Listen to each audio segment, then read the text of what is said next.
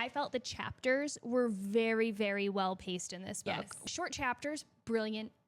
Throw like a longer chapter in here and there. But if it takes me more than a half hour to read a chapter, I'm more likely to put my book down because something might come up. I might have to do something, whatever, but I can always convince myself 5 more minutes, 10 more minutes. Yes, Like I can do this. And I caught myself almost every single time I went to put it down, I would like check really carefully to see how many pages were left and like the next chapter and be like, well, okay, I can do one more. Yeah. And that's how I ended up being awake until 3 o'clock in the morning last night.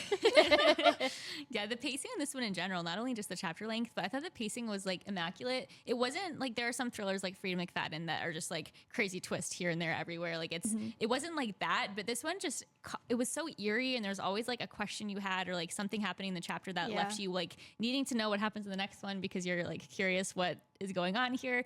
And it was like that throughout the book. And I loved it. I read this, except for those 2 chapters, I read this all in one day because I could not put it down. No, exactly. That's what happened to me yesterday, aside from those 2 chapters, because I read them and then I was like, I'm going to save this until like right before we do the podcast because I wanted it to be fresh and everything.